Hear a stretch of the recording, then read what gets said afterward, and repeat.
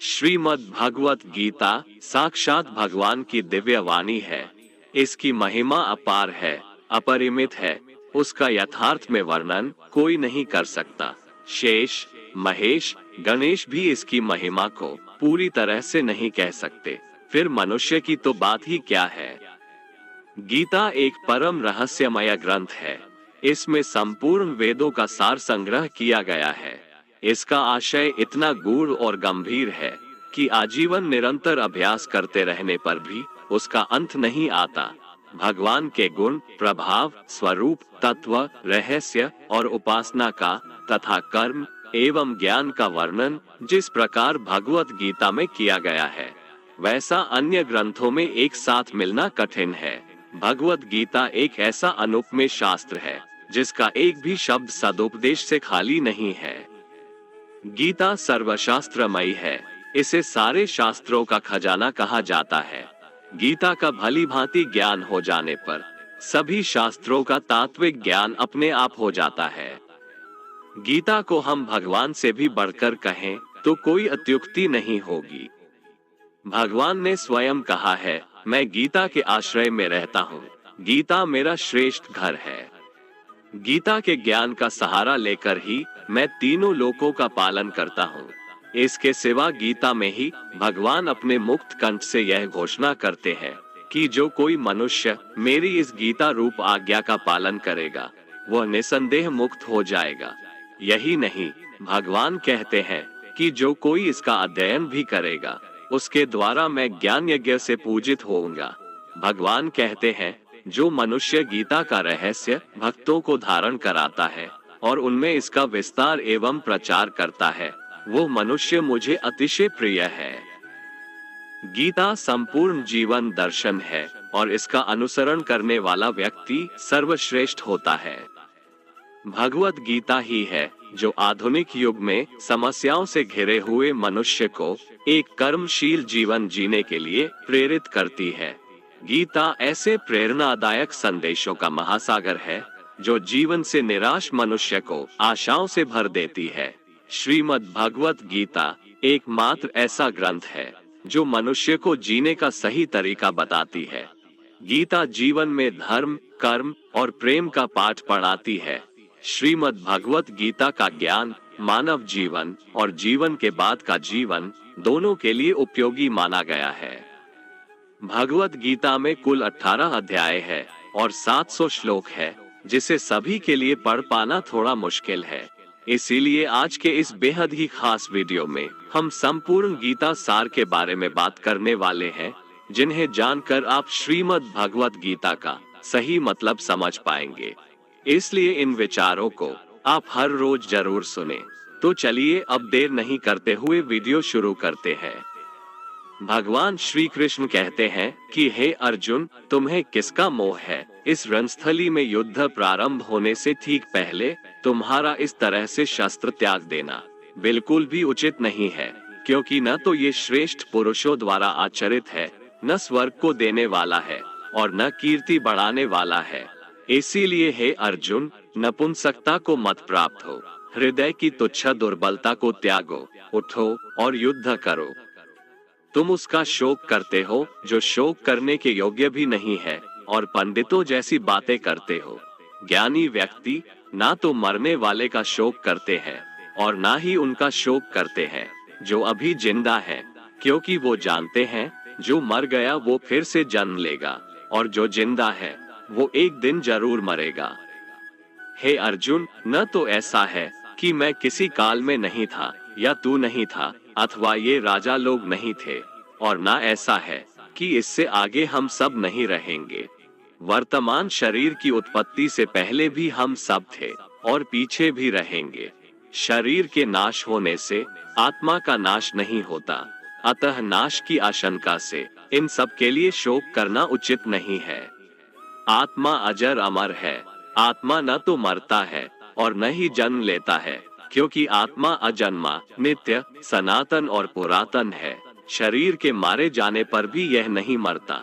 जैसे मनुष्य पुराने वस्त्रों को त्याग कर नए वस्त्र धारण करता है, ठीक उसी प्रकार जीवात्मा पुराने व्यर्थ शरीर को त्याग कर नए शरीर को धारण करती है। आत्मा को शस्त्र काट नहीं सकते और न अग्नि इसे जला सकती है, जल इसे गीला नहीं कर सकता और ना ही वायु इसे सुखा सकती है। परंतु फिर भी अगर तुम इस आत्मा को सदा जन्म लेने वाला और सदा मरने वाला समझता है, तो भी हे महाबाहो, तू इस प्रकार का शोक करने के योग्य नहीं है, क्योंकि इस मान्यता के अनुसार जन्मे हुए की मृत्यु निश्चित है और मरे हुए का जन्म लेना भी निश्चित है। हे अर्जुन, अपने धर्म से भागकर तुम भय मत कर, क्योंकि क्षत्रिय के लिए धर्मयुक्त युद्ध से बढ़कर दूसरा कोई कल्याणकारी कर्तव्य नहीं है। हे पार्थ, अपने आप प्राप्त हुए और खुले हुए स्वर्ग के द्वार रूपी इस प्रकार के युद्ध को भाग्यवान क्षत्रिय लोग ही पाते हैं। किंतु अगर तुम इस धर्मयुक्त युद्ध को नहीं करेगा, तो स्वधर्म और कीर्ति को खोकर पाप को प्राप्त होगा तथा युगों युगों तक तुम्हारे अपकीर्ति की चर्चा होगी। सम्मानित पुरुष के लिए अपकीर्ति मौत से भी बढ़कर है। या तो तुम युद्ध में मारा जाएगा और स्वर्ग को प्राप्त होगा, या तो संग्राम में जीतकर पृथ्वी का राज्य भोगेगा। इस कारण हे अर्जुन, उठ और युद्ध कर। जय पराजय, लाभ हानि और सुख दुख को समान समझकर युद्ध के लिए तैयार हो जा। इस प्रकार युद्ध करने से तू पाप को नहीं प्राप्त होगा और यही तुम्हारा सबसे बड़ा धर्म और कर्म है। ये संसार मेरी ही माया है, ये संसार मुझसे ही उत्पन्न हुआ है। मैं ही इसका पालन पोषण करता हूँ और मैं ही इस सृष्टि का विनाश करता हूँ। मैं जल में रस हूँ, चंद्रमा और सूर्य में प्रकाश हूँ, संपूर्ण वेदों में ओंकार हूँ, आकाश में शब्द और पुरुषों में पुरुषत्व हूँ। मैं ही सूर्य रूप से तपता हूँ, वर्षा का आकर्षण करता हूँ और उसे बरसाता हूँ। हे अर्जुन, मैं ही अमृत और मृत्यु हूँ, सत असत भी मैं ही हूँ। मैं धरती की मधुर सुगंध हूँ, मैं अग्नि की ऊष्मा हूँ, सभी जीवित प्राणियों का जीवन और सन्यासियों का आत्म संयम भी मैं ही हूँ। मैं भूत, वर्तमान और भविष्य के सभी प्राणियों को जानता हूँ, लेकिन वास्तविकता में मुझे कोई नहीं जानता। हमेशा शक करने वाला व्यक्ति कभी शांति प्राप्त नहीं कर पाता है। वह ना तो इस लोक में धन, ऐश्वर्य या यश की प्राप्ति कर सकता है और ना ही परलोक में स्वर्ग की प्राप्ति कर सकता है, क्योंकि जब तक मनुष्य किसी भी विषय में संशय युक्त रहता है, तब तक वह उस विषय में सफलता नहीं पा सकता। इसलिए संदेह करने से बचें। हे अर्जुन, तुम्हारा क्या गया जो तुम रोते हो? तुम क्या लाए थे जो तुमने खो दिया? तुमने क्या पैदा किया था जो नष्ट हो गया? तुमने जो लिया यहीं से लिया, जो दिया यहीं पर दिया। जो आज तुम्हारा है कल किसी और का होगा, क्योंकि परिवर्तन ही संसार का नियम है और समय के साथ संसार में हर चीज परिवर्तन के नियम का पालन करती है। भगवान श्री कृष्ण कहते हैं, कर्मयोग ही वह योग है जिसके माध्यम से हम अपनी जीवात्मा से जुड़ पाते हैं। कर्मयोग हमारे आत्मज्ञान को जागृत करता है। इसके बाद हम न केवल अपने वर्तमान जीवन के उद्देश्यों को, बल्कि जीवन के बाद की अपनी गति का पूर्वाभास प्राप्त कर सकते हैं। इस योग में कर्म के द्वारा ईश्वर की प्राप्ति की जाती है। श्रीमद् भगवद गीता में कर्मयोग को सर्वश्रेष्ठ माना गया है। गृहस्थ और कर्मठ व्यक्ति के लिए ये योग अधिक उपयुक्त है। कर्म योग सिखाता है कि कर्म के लिए कर्म करो, आसक्ति रहित होकर कर्म करो। कर्मयोगी इसीलिए कर्म करता है कि कर्म करना उसे अच्छा लगता है और इसके परे उसका कोई हेतु नहीं है। कर्मयोगी कर्म का त्याग नहीं करता, वह केवल कर्मफल का त्याग करता है और कर्मजनित दुखों से मुक्त हो जाता है। उसकी स्थिति इस संसार में एक दाता के समान है और वह कुछ पाने की कभी चिंता नहीं करता।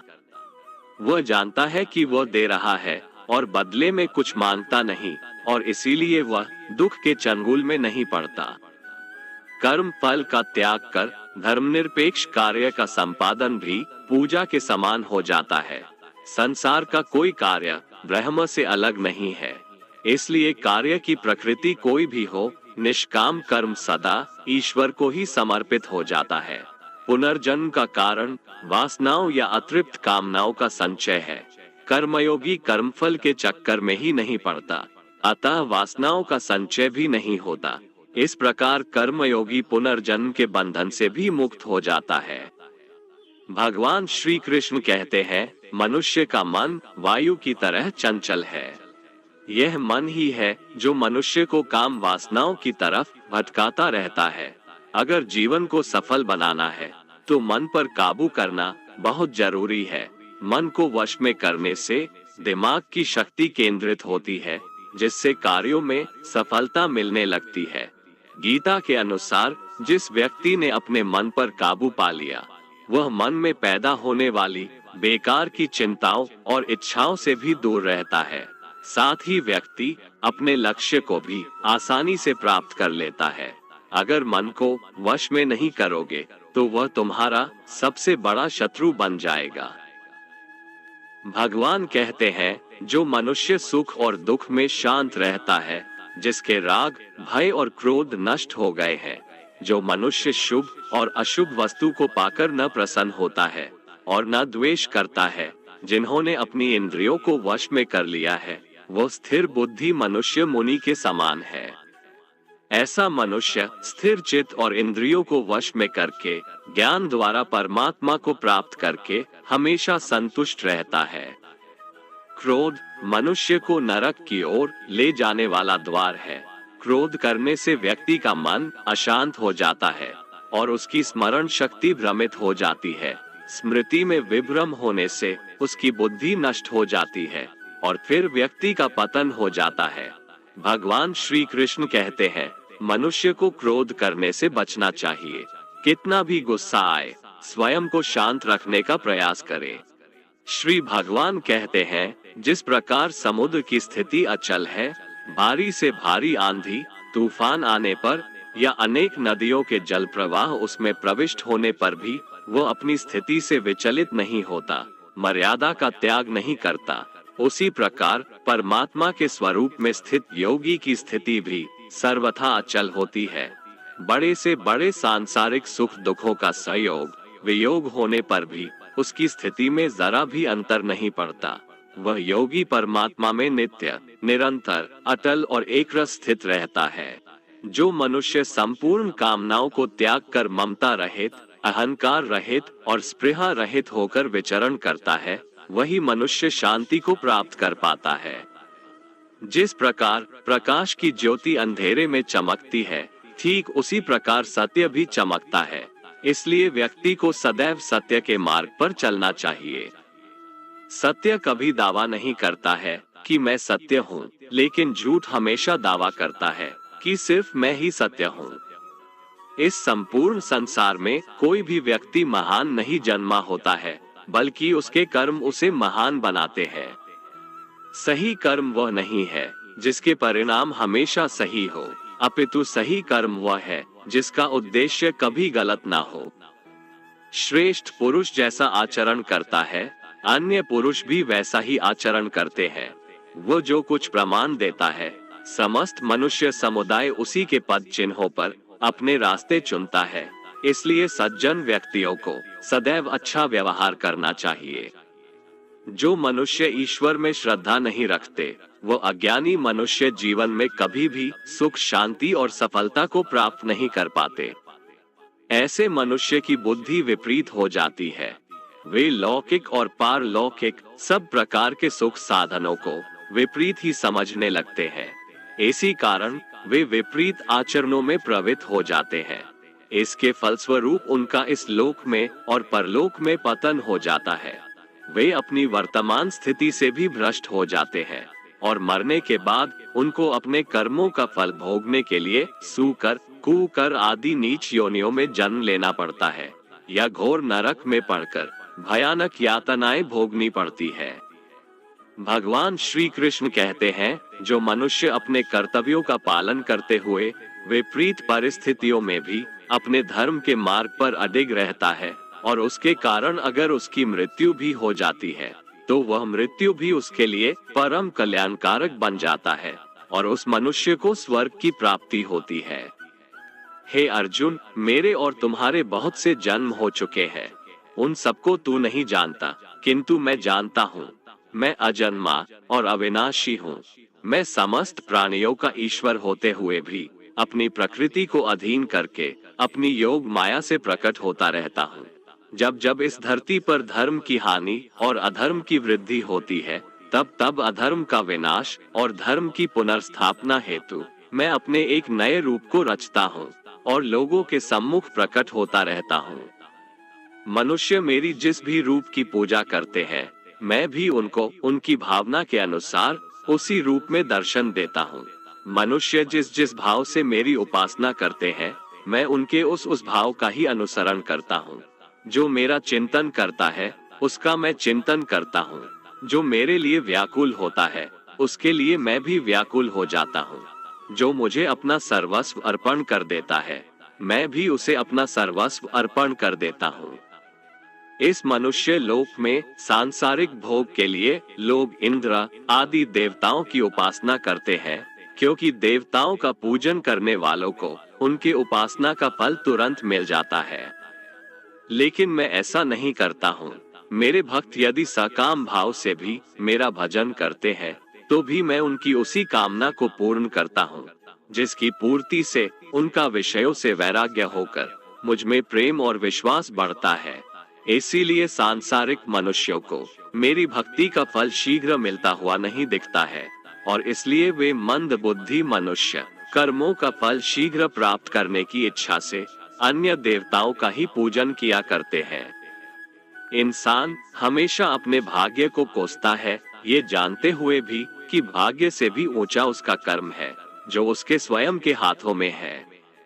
जो हुआ वो अच्छा हुआ, जो हो रहा है वह भी अच्छा हो रहा है, जो होगा वह भी अच्छा ही होगा। जो बीत गया उसका तुम पछतावा ना करो और भविष्य की चिंता भी ना करो, अभी तो वर्तमान चल रहा है। जो पुरुष ना किसी से द्वेष करता है और ना किसी चीज की आकांक्षा करता है, वैसा कर्मयोगी पुरुष सन्यासी के समान है, और वह पुरुष सुखपूर्वक संसार बंधन से मुक्त हो जाता है। ना तो मैं किसी के भाग्य का निर्माण करता हूँ और ना ही किसी के कर्मफल का निर्माण करता हूँ। मनुष्य अपने द्वारा किए कर्मों का ही फल भोगता है और उसी से उसके भाग्य का निर्माण होता है। मनुष्य स्वयं ही अपना मित्र है और स्वयं ही अपना सबसे बड़ा शत्रु भी है। ज्ञानी मनुष्य कर्मयोग या भक्ति योग से एक ही जन्म में इस समुद्र रूपी संसार से निकलकर परमात्मा को प्राप्त कर लेता है, और अज्ञानी मनुष्य काम, क्रोध, लोभ, मोह में फंसकर 84 लाख योनियों में भटकता रहता है। भगवान श्री कृष्ण कहते हैं, भगवत प्राप्ति के लिए कर्म करने वाला कोई भी मनुष्य दुर्गति को प्राप्त नहीं होता है। इस लोक में या परलोक में वह जहाँ भी रहता है, वो परमात्मा के मार्ग में आगे ही बढ़ता रहता है।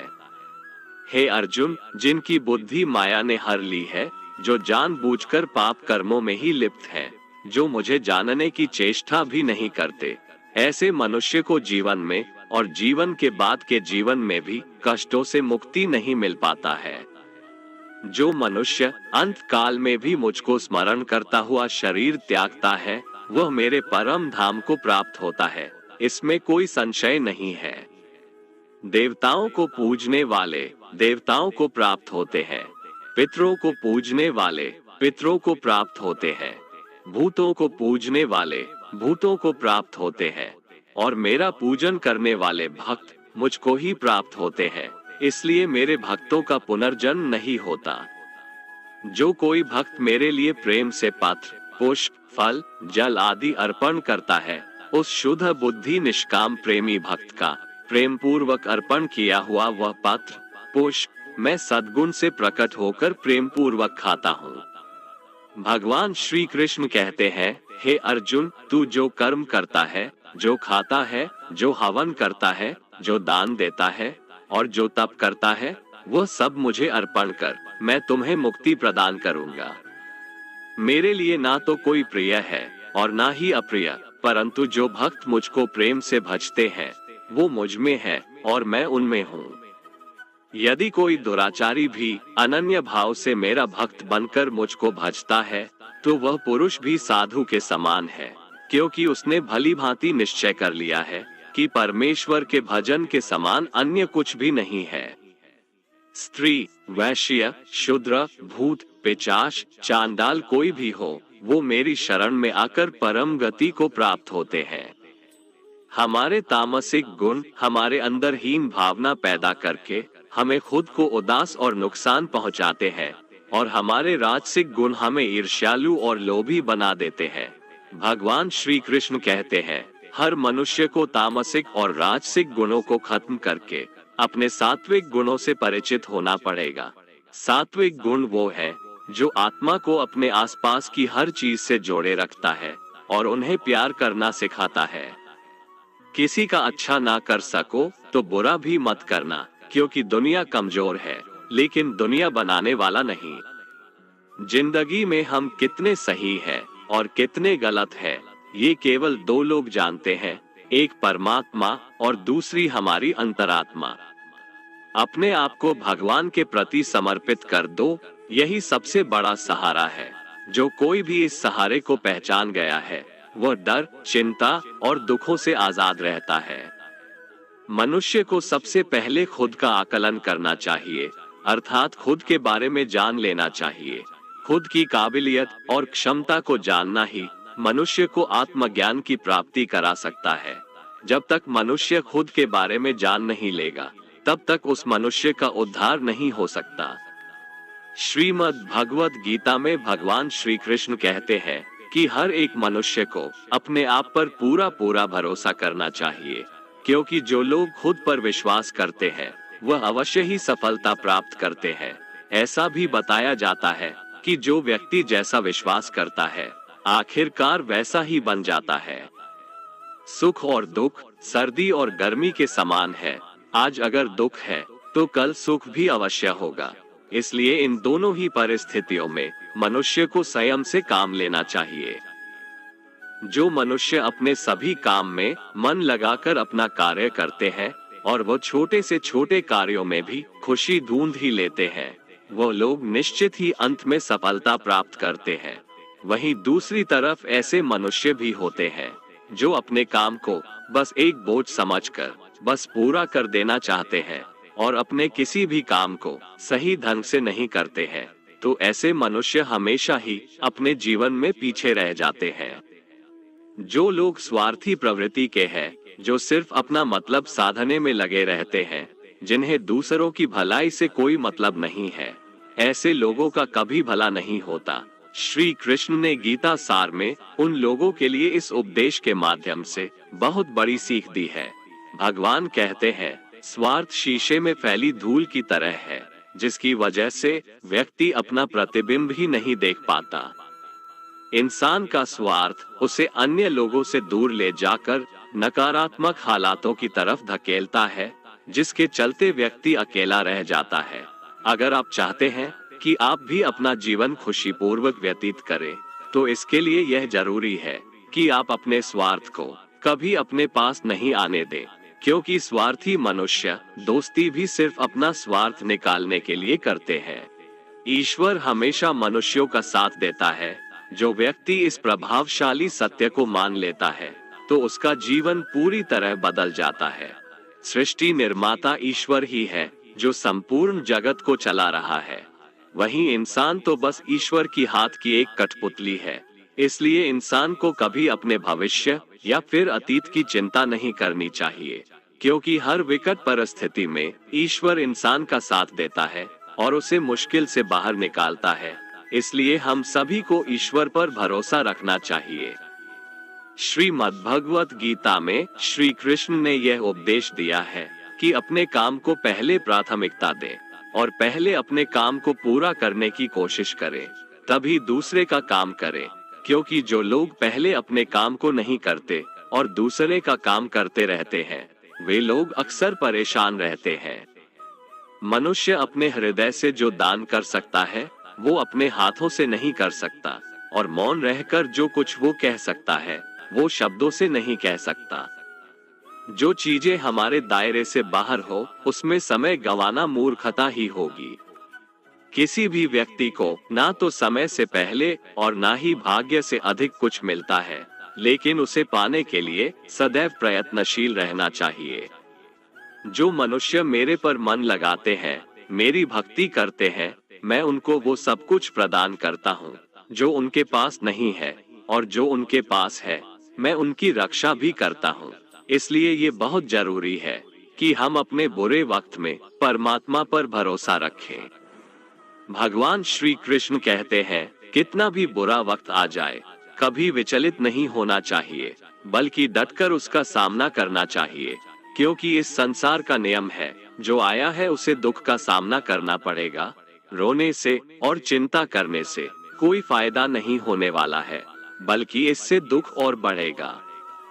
जीवन में आगे बढ़ने के लिए और अपनी अलग पहचान बनाने के लिए यदि आपको क्रांतिकारी भी बनना पड़े तो इससे पीछे न हटें। कहने का सीधा मतलब ये है कि जरूरत के हिसाब से खुद में बदलाव करें और समाज के बारे में न सोचते हुए अपने काम पूरे करें। जीवन में दोस्तों की भूमिका बहुत अहम होती है। सच्चे दोस्तों की पहचान हमेशा मुश्किल वक्त में ही होती है। जिस तरह भगवान कृष्ण ने पांडवों के मुश्किल वक्त में उनका साथ दिया था, वैसे ही आपको भी अपने दोस्तों का साथ देना चाहिए। इसके साथ ही आपको ऐसे ही दोस्त बनाने चाहिए जो आपके मुश्किल वक्त में आपके साथ खड़े रहें। जीवन में हार जीत लगी रहती है, लेकिन सफलता सिर्फ उसी व्यक्ति को मिलती है जो अपनी गलतियों और हार से सीख लेकर आगे बढ़े। हार कर निराश होना किसी भी समस्या का हल नहीं है। किसी भी परिस्थितियों से लड़ने के लिए उसके लिए एक बेहतर रणनीति बनाना बहुत जरूरी है। बिना रणनीति के आप हर मोर्चे पर कामयाब नहीं हो पाएंगे। यदि पांडव भी श्री कृष्ण द्वारा बनाई गई रणनीति का पालन नहीं करते तो शायद कौरवों के खिलाफ हुए युद्ध में उन्हें जीत नहीं मिलती। गीता के 10वें अध्याय में भगवान श्री कृष्ण कहते हैं कि हे अर्जुन, मैं सभी प्राणियों के हृदय में स्थित सबका आत्मा हूँ। संपूर्ण प्राणियों का आदि, मध्य और अंत भी मैं ही हूँ। मैं सूर्य हूँ, मैं वेदों में सामवेद हूँ, देवों में इंद्र हूँ, इंद्रियों में मन हूँ, मैं ब्रह्मा हूँ, मैं विष्णु हूँ, मैं महेश हूँ, जलाशयों में मैं समुद्र हूँ, पर्वतों में मैं हिमालय हूँ। इस संपूर्ण संसार में तुम जो कुछ भी देख पाते हो सब मैं ही हूँ। कोई आदमी चाहे लाख चीजें जान ले, चाहे वो पूरे जगत को जान ले, लेकिन अगर वह स्वयं को नहीं जानता तो वह अज्ञानी है। अगर कोई आपको ठुकरा दे तो बुरा मत मानना, क्योंकि वे वास्तव में आपकी कीमत नहीं जानते। जो रिश्ता हमें रुला दे उससे गहरा कोई रिश्ता नहीं, और जो रिश्ता हमें रोता हुआ छोड़ दे उससे कमजोर कोई रिश्ता नहीं। हमेशा शांत रहें, इससे आपके जीवन में खुद को बहुत मजबूत पाएंगे, क्योंकि लोहा ठंडा होने पर ही मजबूत होता है, पर गर्म होने पर तो उसे किसी भी आकार में ढाला जा सकता है। किसी विपत्ति के समय आपको ये 7 गुण बचाएंगे: आपका ज्ञान, आपकी विनम्रता, आपकी बुद्धि, आपके भीतर का साहस, आपके अच्छे कर्म, सच बोलने की आदत और ईश्वर में विश्वास। आत्मा हमेशा जानती है कि सही क्या है और गलत क्या है, लेकिन मनुष्य के सामने चुनौती तो मन को समझने की होती है। मुश्किल समय में व्यक्ति अकेला हो जाता है, लेकिन मुश्किलों की वजह से वही व्यक्ति मजबूत हो जाता है। जो आपको सम्मान दे उसी को सम्मान दीजिए। हैसियत देखकर सर झुकाना कायरता का लक्षण है। हे अर्जुन, जो न कभी हर्षित होता है, ना किसी से द्वेष करता है, ना शोक करता है, ना कामना करता है, जो शुभ और अशुभ संपूर्ण कर्मों का त्यागी है, वो ज्ञानी मनुष्य मुझको अति प्रिय है। मुझे पाने के 3 तरीके हैं: ध्यान योग, ज्ञान योग और कर्म योग, और इन सब में कर्म योग सबसे प्रधान है। किसी पर विश्वास करना हो तो उनकी बातों पर नहीं, उनकी हरकतों पर ध्यान दो। गुस्से के वक्त थोड़ा रुक जाने से और गलती के वक्त थोड़ा झुक जाने से जिंदगी और भी आसान हो जाती है। भगवान श्री कृष्ण कहते हैं, जो मनुष्य मुझे जान लेता है वह जन्म मरण के बंधनों से मुक्त हो जाता है। जो मनुष्य भगवद गीता को पढ़कर उस पर अमल करता है, उसके सारे दुष्कर्मों का प्रभाव समाप्त हो जाता है। जो भाग्य में है वो भाग कर आएगा, और जो भाग्य में नहीं है वो आकर भी भाग जाएगा। जैसे हवा के झोंके नाव को भटका देते हैं, वैसे ही मनुष्य की इच्छाएं बुद्धि को भटका देती है। एक समझदार व्यक्ति वही है जो दूसरों को देखकर उनकी विशेषताओं से सीखता है, उनसे तुलना और ईर्ष्या नहीं करता। शस्त्र केवल शरीर को घायल कर देते हैं, किंतु शब्द आत्मा को भी घायल कर देते हैं। जो मनुष्य अपने को परमात्मा से अलग नहीं समझता है और ना ही इस शरीर से अपना कोई संबंध मानता है, वह सदा के लिए जन्म मरण से मुक्ति पा लेता है। जो व्यक्ति आध्यात्मिक जागरूकता के शिखर तक पहुंच चुके हैं, उनका मार्ग है निस्वार्थ कर्म, और जो भगवान के साथ संयोजित हो चुके हैं, उनका मार्ग है स्थिरता और शांति। मानव कल्याण ही भगवत गीता का प्रमुख उद्देश्य है, इसलिए मनुष्य को अपने कर्तव्यों का पालन करते समय मानव कल्याण को प्राथमिकता देना चाहिए। श्री कृष्ण कहते हैं, जो तुम्हारा साथ देता है तुम उसका साथ दो, जो तुम्हें धोखा देता है तुम उसे त्याग दो। जिस जगह आपका सम्मान नहीं हो, वहां पर कभी जाना नहीं चाहिए, वरना लोग आपको कमजोर और बेवकूफ समझेंगे। जहां बारिश ना हो वहां फसल खराब हो जाती है, और जहां संस्कार ना हो वहां नस्ल भी खराब हो जाती है। जो लोग ये कहते हैं मेरे पास वक्त नहीं है, असल में उनके खास रिश्तों की गिनती में आपका नाम ही नहीं है। हे अर्जुन, वह जो वास्तविकता में मेरे उत्कृष्ट जन्म और गतिविधियों को समझता है, वह शरीर त्यागने के बाद पुनः जन्म नहीं लेता और मेरे परम धाम को प्राप्त होता है।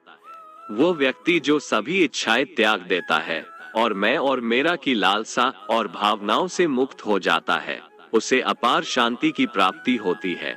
जिस मनुष्य के अंदर ज्ञान की कमी और ईश्वर में श्रद्धा नहीं होती, वो मनुष्य जीवन में कभी भी आनंद और सफलता को प्राप्त नहीं कर पाता। ईश्वर ने हमें जो कुछ भी दिया है वही हमारे लिए पर्याप्त है, और यही एक अटल सत्य भी है। संयम, सदाचार, स्नेह एवं सेवा, ये गुण सत्संग के बिना नहीं आते। ईश्वर से किए गए प्रार्थना से इंसान की परिस्थिति या तकदीर बदले या ना बदले, पर उस प्रार्थना से इंसान के चरित्र में जरूर बदलाव आता है। बात इतनी मधुर रखो कि कभी वापस भी लेनी पड़े तो आपको कड़वी न लगे। खुद में थोड़ा स्वाभिमान होना जरूरी है, वरना लोग आपको वहां भी दबाने की कोशिश करेंगे जहां आपका अधिकार है। कोई एक महापुरुष ही आत्मा को आश्चर्य की भांति देखता है, वैसा ही दूसरा कोई महापुरुष ही इसके तत्व का आश्चर्य की भांति वर्णन करता है, तथा दूसरा कोई अधिकारी पुरुष ही इसे आश्चर्य की भांति सुनता है, और कोई कोई तो सुनकर भी इसको नहीं जानता।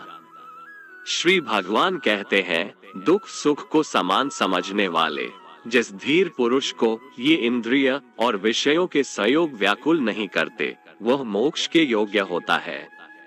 जब तक तुम अपने आप से नहीं हार जाओ, तब तक दुनिया की कोई ताकत तुम्हें हरा नहीं सकती है।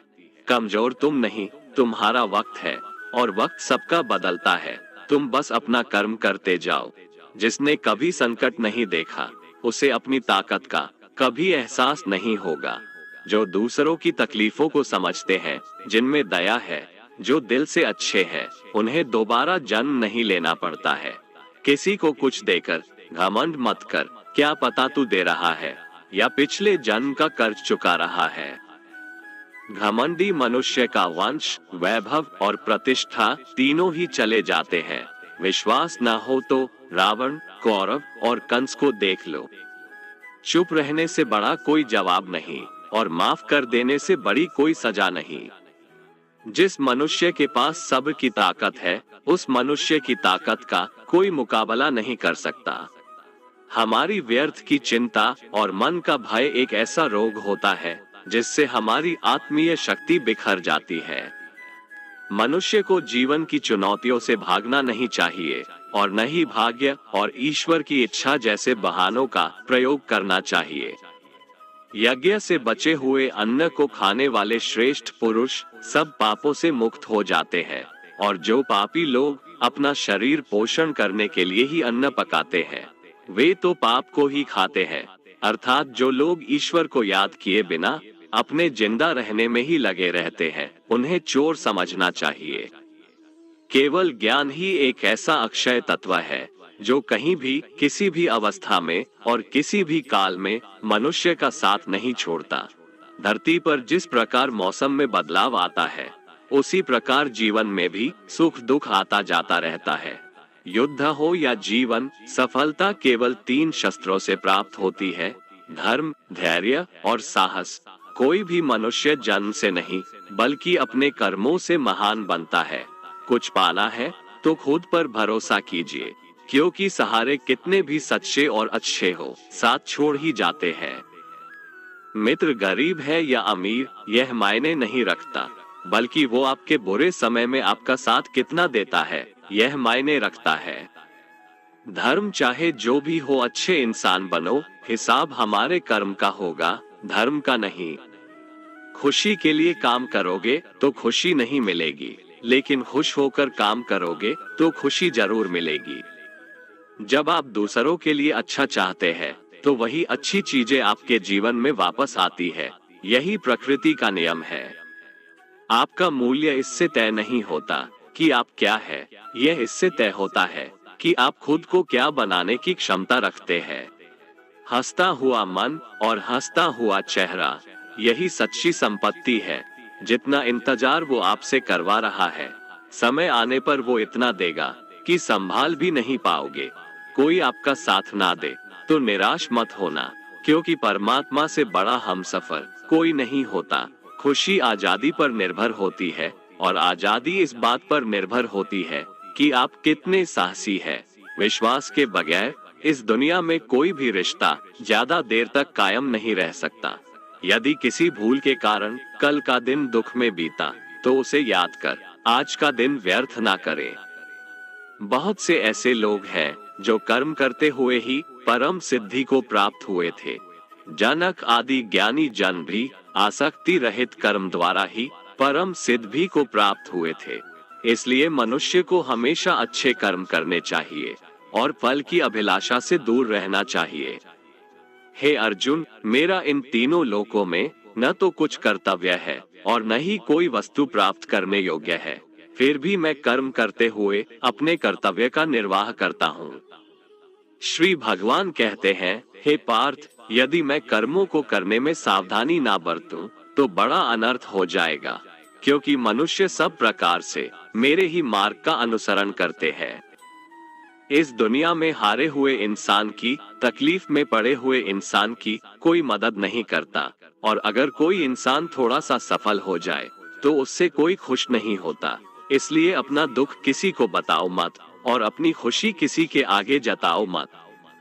मनुष्य का आहार हमेशा सात्विक और संतुलित होना चाहिए। जिस इंसान को ये समझ नहीं कि क्या खाना चाहिए, कितना खाना चाहिए, कहाँ खाना चाहिए और कैसे खाना चाहिए, वो परमात्मा को कभी नहीं पा सकता। जो मंदबुद्धि मनुष्य सिर्फ दिखावे के लिए कहता है कि उसने समस्त इंद्रियों को वश में कर लिया है, परंतु वह मन ही मन उन इंद्रियों के विषयों का चिंतन करता रहता है, वो मनुष्य मिथ्याचारी अर्थात दंभी कहा जाता है। जो पुरुष परंपरा से नहीं चलता, सृष्टि चक्र के नियमों का पालन नहीं करता, अर्थात अपने कर्तव्य का पालन नहीं करता, वह इंद्रियों के द्वारा भोगों को भोगने वाला पापी पुरुष व्यर्थ ही जीता है। परंतु जो मनुष्य आत्मा में ही रमण करने वाला और आत्मा में ही तृप्त तथा आत्मा में ही संतुष्ट हो, उसके लिए कोई कर्तव्य नहीं है। आत्मा का मतलब यहाँ सबसे बड़ा सच है, और जो सत्य को समझता है, सत्य में ही खुश होकर सत्य में ही रहता है, उसके लिए कोई कर्तव्य नहीं है। लेकिन ऐसा कोई लाखों करोड़ों में एक होता है। उस महापुरुष का इस विश्व में न तो कर्म करने से कोई प्रयोजन रहता है और न कर्मों के न करने से ही कोई प्रयोजन रहता है, तथा संपूर्ण प्राणियों में भी इसका स्वार्थ से कोई संबंध नहीं रहता। कहने का सीधा मतलब है, जिसे परमात्मा मिल चुका है, वह कोई और दूसरा कर्म क्यों करे।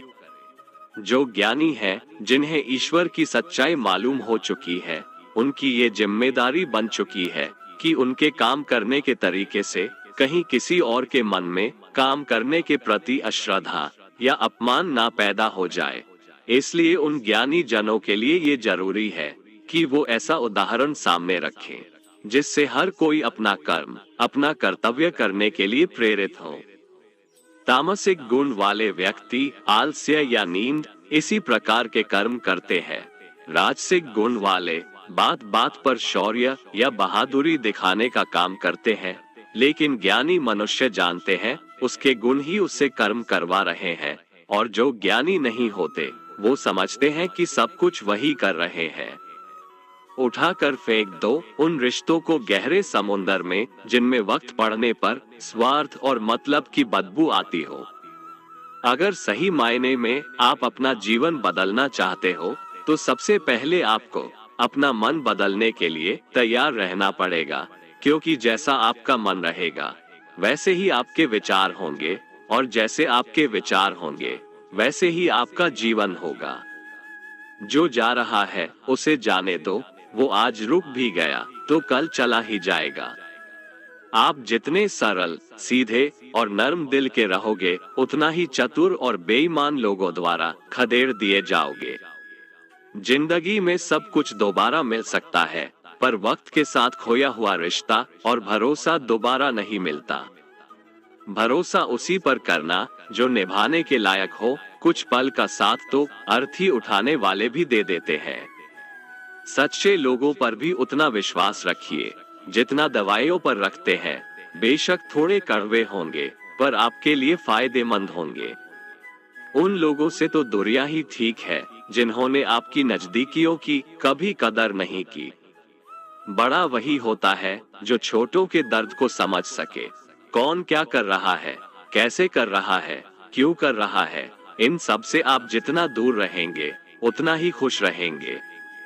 हर रिश्ते की अलग अलग सीमाएं होती है, लेकिन बात जब आत्मसम्मान की हो तो वहां पर हर रिश्ता समाप्त कर देना ही उचित होता है। सुबह की नींद इंसान की इरादों को कमजोर बनाती है।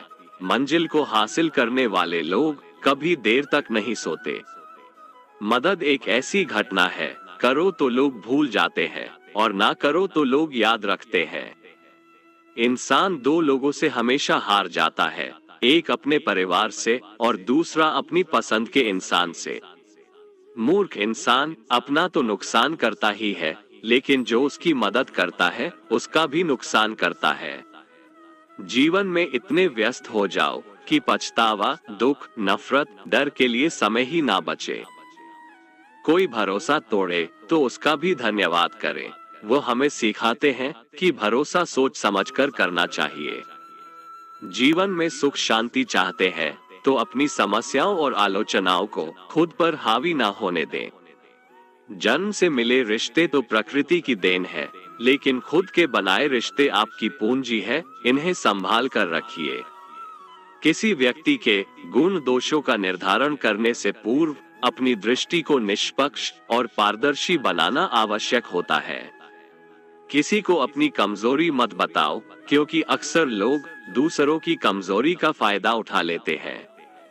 जिंदगी में दो लोगों को कभी मत भूलना, एक वो जिसने तकलीफ दी हो और दूसरा वो जिसने तकलीफ में साथ दिया हो।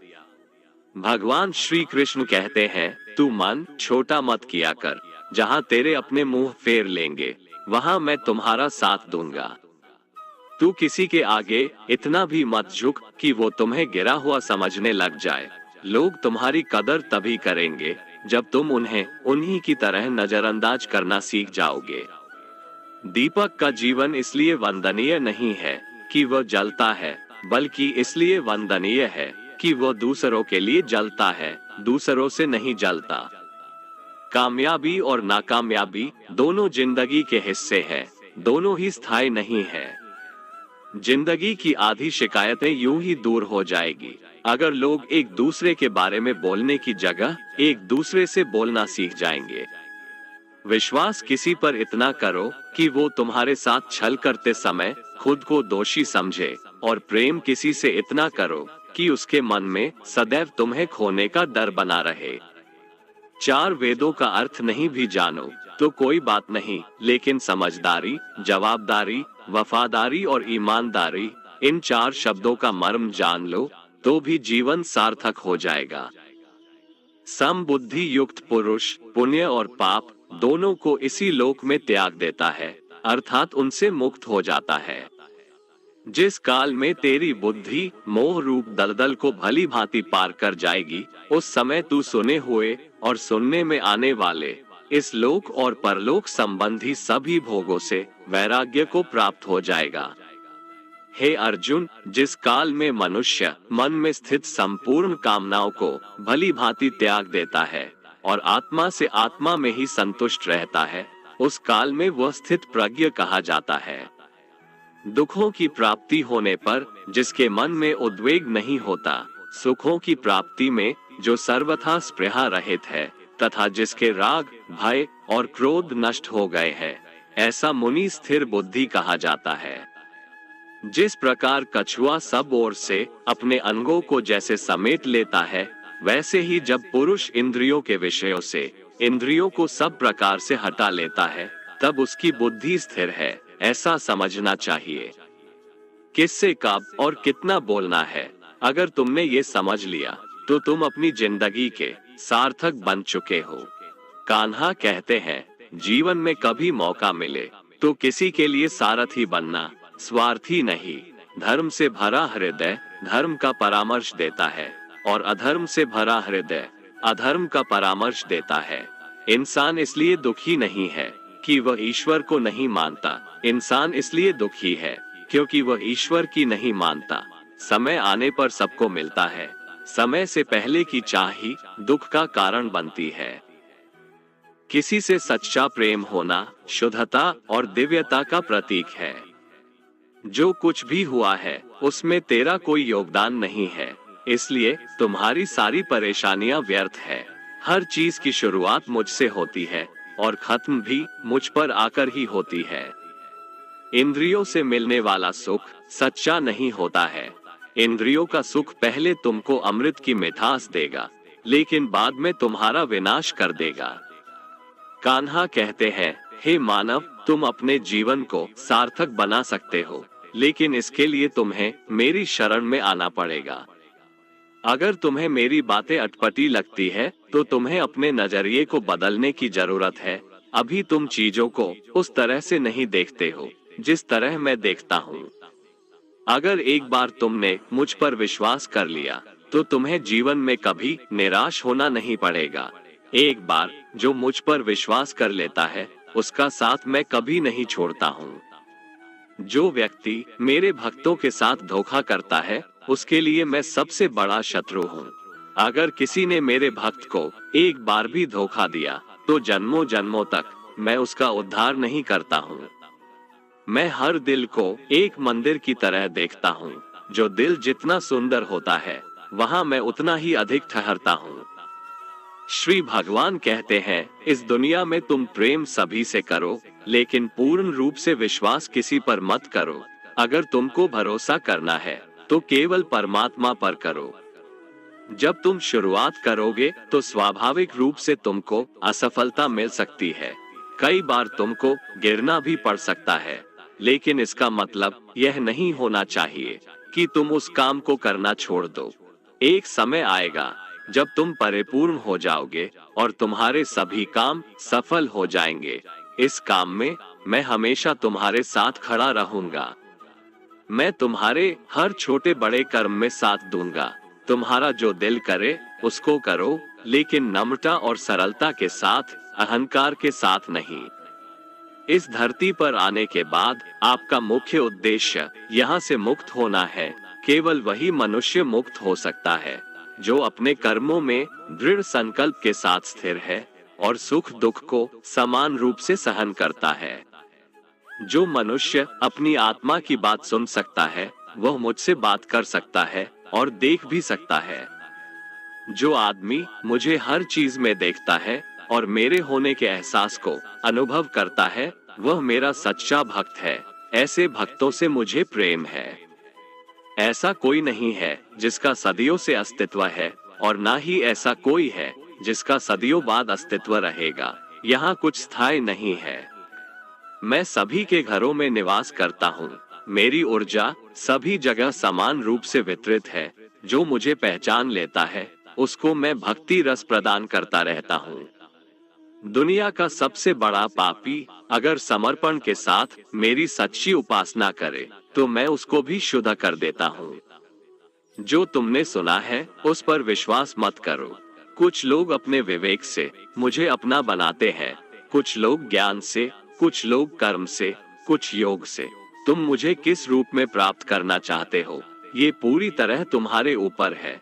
तुम मुझे जिस रूप में बुलाओगे मैं उस रूप में हाजिर हो जाऊंगा। तुम मेरे प्रति सदा चौकस रहो, मेरी उपासना करो, अपने हर एक काम के लिए मेरा स्मरण करो। मैं वादा करता हूँ तुम मेरे प्रिय बने रहोगे। यदि कोई साधक किसी कारणवश अपनी साधना में सफल नहीं हो पाता तो भगवान उसकी अधूरी साधना पूरी करने के लिए फिर से शुद्ध श्रीमंतों के घर में जन्म देते हैं। हे धनंजय, मेरे सिवाय इस जगत का कोई दूसरा कारण नहीं हो सकता। मैं ही इस संपूर्ण संसार का महाकारण हूँ। जैसे मोती सूत के धागे की माला में पिरोए हुए होते हैं, वैसे ही यह संपूर्ण जगत मुझ में ही ओतप्रोत है। ये संसार मुझसे ही उत्पन्न होता है, मुझ में ही स्थित रहता है और मुझ में ही लीन हो जाता है। कहने का तात्पर्य यह है कि भगवान के सिवाय संसार की स्वतंत्र सत्ता नहीं है। सत, रज और तम इन तीनों गुणों से युक्त मेरी माया को पार कर पाना असंभव है। मनुष्य मेरी इस माया में चिपके रहते हैं और भोग संग्रह की इच्छा छोड़ नहीं पाते। मनुष्य अपने को कभी सुखी और कभी दुखी, कभी समझदार और कभी बेसमझ, कभी निर्बल और कभी बलवान आदि मानकर मेरी इस माया में तल्लीन रहते हैं। परंतु जो मनुष्य मेरे शरणागत हो जाते हैं वे मेरी इस माया को आसानी से पार कर जाते हैं, क्योंकि उनकी दृष्टि केवल मेरी तरफ रहती है। वे मेरी माया में नहीं फंसते। हे भरत श्रेष्ठ अर्जुन, पवित्र कर्म करने वाले मेरे 4 प्रकार के भक्त मेरा स्मरण करते हैं। पहला है आर्त भक्त, अर्थात दुख से निवृत्ति चाहने वाले भक्त। दूसरा है अर्थार्थी भक्त, अर्थात धन संपदा चाहने वाले भक्त। तीसरा है जिज्ञासु भक्त, अर्थात केवल मुझे जानने की इच्छा वाले भक्त। और चौथा है ज्ञानी भक्त, अर्थात मुझे ज्ञान सहित जानने वाले भक्त। आइए इसको थोड़ा समझ लें। आर्त भक्त वो है जो प्राण संकट आने पर संकट दूर करने के लिए केवल भगवान को पुकारते हैं, कष्ट का निवारण केवल भगवान से ही चाहते हैं, दूसरे किसी से नहीं। वे आर्त भक्त कहलाते हैं। आर्त भक्तों में द्रौपदी और गजेंद्र का दृष्टांत ठीक नहीं लगता है, क्योंकि इन दोनों ने अपनी रक्षा के लिए अन्य उपायों का भी सहारा लिया था। चीर हरण के समय जब तक द्रौपदी भीष्म पितामह और 5 पांडवों पर भरोसा करती रही, तब तक वह रोती बिलखती और कष्ट पाती रही। परंतु जब सब सहारा छोड़कर अनन्य भाव से प्रभु को पुकारा, तब प्रभु ने उसकी लाज बचाई। ऐसे ही गजेंद्र ने जब तक दूसरे हाथियों और हथिनियों का सहारा लिया, अपने बल का सहारा लिया, तब तक वह कई वर्षों तक ग्राह से लड़ता रहा और दुख पाता रहा। सब सहारा छूटने के बाद जब उसने ओम नमो भगवते कहकर हरि को पुकारा, तब भगवान ने तुरंत आकर ग्राह का मुंह फाड़ दिया और गजेंद्र का उद्धार किया। आर्त भक्तों में अभिमन्यु की पत्नी उत्तरा का दृष्टांत सही लगता है, कारण कि जब उस पर आफत आई तब उसने भगवान श्री कृष्ण के सिवाय किसी दूसरे उपाय का सहारा नहीं लिया। उसने सीधे भगवान से निवेदन किया। उसने श्री भगवान से कहा कि हे जगतपति, ये दहकता हुआ अश्वत्थामा का बाण मेरे गर्भ को नष्ट करने के लिए दौड़ा आ रहा है, मेरी रक्षा करे। तुरंत उत्तरा के गर्भ में प्रविष्ट होकर भगवान ने गर्भ की रक्षा की और परीक्षित को बचाया। अर्थार्थी भक्त वो हैं जिनको अपनी सुख सुविधा के लिए धन संपत्ति प्राप्त करने की इच्छा हो जाती है, परंतु उसको वे केवल भगवान से ही चाहते हैं, दूसरों से नहीं। ऐसे भक्त अर्थार्थी भक्त कहलाते हैं। जिज्ञासु भक्त वो है जिसमें भगवान को जानने और भगवत भक्ति की जोरदार इच्छा हो जाती है। जिज्ञासु भक्तों में उद्धव जी का नाम लिया जाता है। भगवान ने उद्धव जी को दिव्य ज्ञान का उपदेश दिया था, जो उद्धव गीता के नाम से भी प्रसिद्ध है। श्रीमद् भगवत गीता में उच्च कोटि के भगवत प्रेमी को ज्ञानी भक्त माना गया है। उनके मन में किसी भी प्रकार की कोई इच्छा नहीं होती, वे केवल भगवान के प्रेम में ही मस्त रहते हैं। प्रेमी भक्तों में गोपियों का नाम प्रसिद्ध है। गोपियों ने अपने सुख का त्याग कर प्रियतम भगवान के सुख को ही अपना सुख माना था। ज्ञानी अर्थात प्रेमी भक्त भगवान से कुछ नहीं चाहता, इसलिए वो भगवान का सर्वश्रेष्ठ भक्त है। कान्हा कहते हैं, मैं ना तो तुम्हारी महंगी भेंट से प्रसन्न होता हूँ और ना ही दिखावटी दान दीक्षा से। अगर मेरे मन को जीतना है तो मुझे प्रेम से पुकारो, मैं हाजिर हो जाऊंगा। अवास्तविक चीजों को लेकर मन में कभी डर पैदा मत होने दो। वो वास्तविक नहीं है, वह ना तो कभी था और ना कभी होगा। इसके विपरीत जो वास्तविक है वह हमेशा से था और उसे ना तो बदला जा सकता है, ना कभी नष्ट किया जा सकता है। जो मनुष्य किसी अच्छे काम में लगा हुआ होता है, आने वाले समय में उसका अंत कभी बुरा नहीं होता है। मनुष्य को निडर, शुद्ध और आध्यात्मिक बनना चाहिए। जीवन का आनंद लो, उदार दिल से बातें करो, किसी पर क्रोध मत करो, किसी का अहित मत सोचो, सभी के साथ सद्भाव के साथ पेश आओ। कर्म का नियम कहता है कि प्रत्येक घटना का एक कारण और प्रभाव होता है। समान रूप से किए गए कार्य के परिणाम अलग अलग हो सकते हैं। ये केवल इस बात पर निर्भर करता है कि वो कर्म करता किस प्रकार है। जिस प्रकार आग एक लकड़ी को जलाकर राख कर देती है, उसी प्रकार आत्मा ज्ञान आपके अंदर चलने वाले सभी द्वैत कार्यों को भस्म कर आपको आंतरिक शांति प्रदान करता है। भगवान पर विश्वास उस बच्चे की तरह करो जिसे हवा में उछालो तो वह हंसता है, वह डरता नहीं है, क्योंकि वह जानता है कि आप उसे गिरने नहीं दोगे। दुनिया में हमारे सामने चाहे जो परिस्थिति आ जाए, एक काम करना, अपने जीवन को ऊपर वाले को सौंप देना। इस मनुष्य लोक में कर्मों के फल को चाहने वाले लोग देवताओं का पूजन किया करते हैं, क्योंकि उनको कर्मों से उत्पन्न होने वाली सिद्धि शीघ्र मिल जाती है। ब्राह्मण, क्षत्रिय, वैश्य और शूद्र, इन 4 वर्णों का समूह गुण और कर्मों के अनुसार मेरे द्वारा रचा गया है। इस प्रकार उस सृष्टि रचनादि कर्म का कर्ता होने पर भी मुझ अविनाशी परमेश्वर को तू वास्तव में अकर्ता ही जान। कर्मों के फल में मेरी स्पृहा नहीं है, इसलिए मुझे कर्म लिप्त नहीं करते। यहाँ श्री भगवान के कहने का भाव है कि कर्म करो, लेकिन फल की इच्छा से नहीं, बस अपना कर्म करते जाओ और आगे बढ़ते जाओ। पूर्व काल में पूर्वजों ने भी इस प्रकार मेरे बताए अनुसार ही कर्म किए हैं और मोक्ष को प्राप्त हुए हैं। इसलिए अगर तू भी मोक्ष को पाना चाहता है तो पूर्वजों द्वारा सदा से किए जाने वाले कर्मों को ही कर। जिसकी आसक्ति सर्वथा नष्ट हो गई है, जो अपने देह पर अभिमान नहीं करता और जो ममता से रहित हो गया है, जिसका चित्त निरंतर परमात्मा के ज्ञान में स्थित रहता है, वैसा कर्मयोगी अपना कर्म यज्ञ की तरह करता है और मोक्ष को प्राप्त होता है। जो अपना सब कुछ परमात्मा को अर्पित कर देता है, जिसके लिए परमात्मा ही सब कुछ है, जो अपने हर कर्म में परमात्मा को देखता है और हर कर्म परमात्मा के लिए करता है, वैसा कर्मयोगी मोक्ष का अधिकारी होता है। जो मनुष्य मुझसे परम प्रेम करके इस परम रहस्य युक्त गीता शास्त्र को मेरे भक्तों में कहेगा, वह मुझको ही प्राप्त होगा, इसमें कोई संदेह नहीं है। उससे बढ़कर मेरा प्रिय कार्य करने वाला मनुष्यों में कोई भी नहीं है, तथा पृथ्वी भर में उससे बढ़कर मेरा प्रिय दूसरा कोई भविष्य में होगा भी नहीं। जो मनुष्य श्रद्धायुक्त दोषों से रहित होकर इस गीता शास्त्र का श्रवण भी करेगा, वह भी सभी पापों से मुक्त होकर मेरे परम धाम को प्राप्त होगा।